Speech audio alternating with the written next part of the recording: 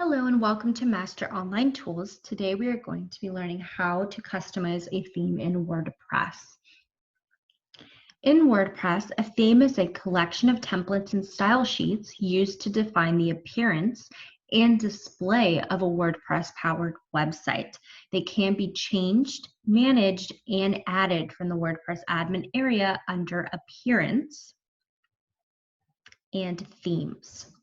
WordPress has a large collection of free ones in their theme directory, which I will show you, and also premium themes that you have to pay for.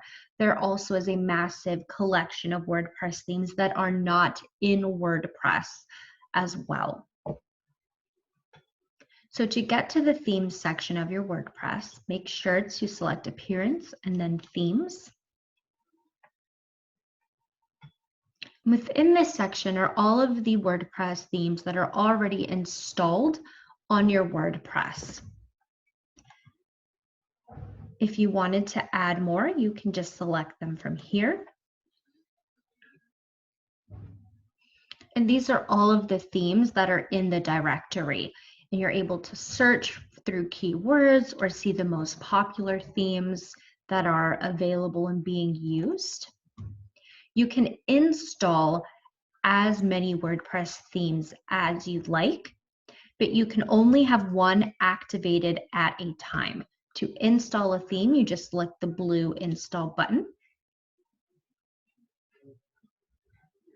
And then to activate it, you press activate. Now, we're actually not going to do a tutorial on Astra. We are going to use 29. So let's go ahead and activate. Perfect. So there are two ways to customize themes within WordPress from the front end. You are able to select the blue button here on the theme directory, or you can go down to here on the left-hand side and press customize. They both take you to the same exact location. So here is a sample of what our theme is going to look like once we have started to set it up. Now, something to note that these tabs may grow in size depending on the theme and how powerful it is. This is about the smallest they will be, but these will be across the board on all themes, which is why I've chosen this one as a tutorial. So your site identity allows you to select your logo. You also have the ability to crop it.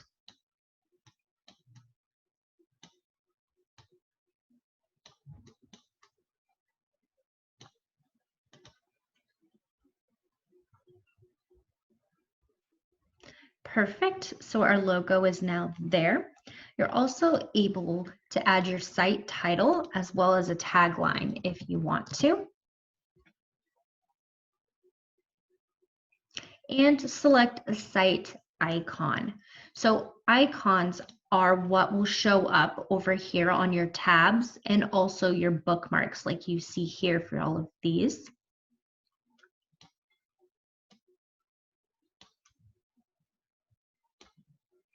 So crop image.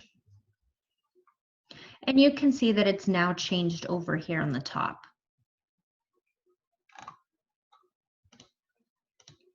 Your colors allow you to change whether it's your header, your body, your text, and all themes give you a different set of customizations. Some doesn't allow you to change much, and other themes allow you to change almost everything without coding anything. So for this one, it's allowing you to change your menu colors and the blocks here, the dividers, and your hyperlinks. So this links out into a different page.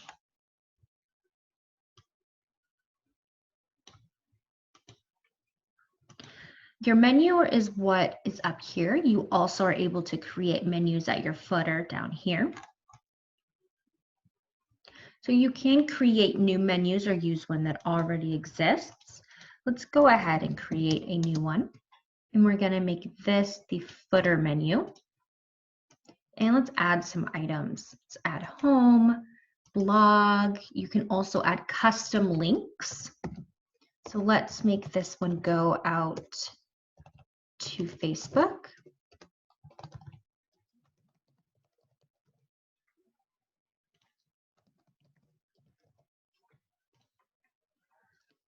Perfect. And let's take a look at what that did. That has now created some menu items at the bottom over here for us. And if we go back and we select test, this is our primary one that's above here. So if I were to remove the checkout, you see that it will now update on this side as well. You also can create social links where it usually will have icons. So if you would like Facebook or Instagram or anything like that, you would just use it as a social.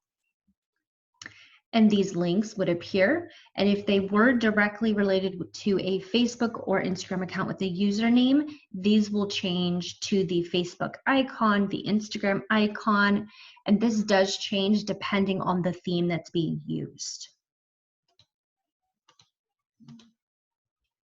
Widgets can be in multiple different places on a site. It can be in the footer and it can also be on a sidebar, just depending on the theme.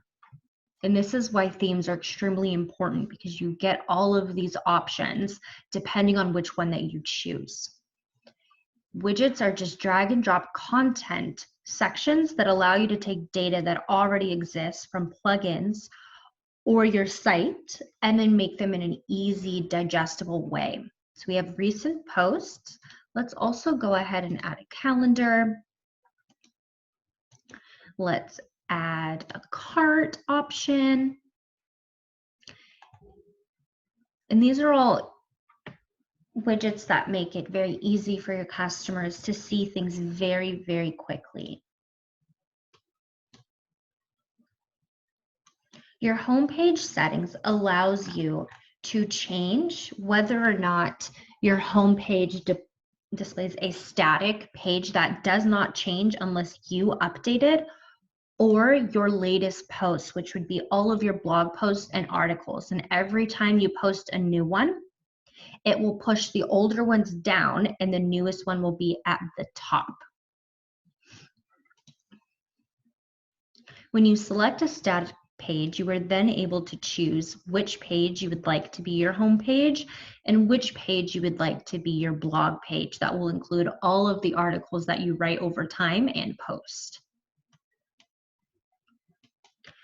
WooCommerce section has options to edit your store notice, to choose different options for your product catalog. So whether you want it to show your products or just show your categories, you can also show your products and your categories. You can choose to show products in subcategories or just show products. Default sorting allows you to choose how you want them to appear. So do you want to sort them by price, being lowest to highest, or if you want them to be highest to lowest, how many products that you want in a single row, and how many products you want on the whole shop page in general.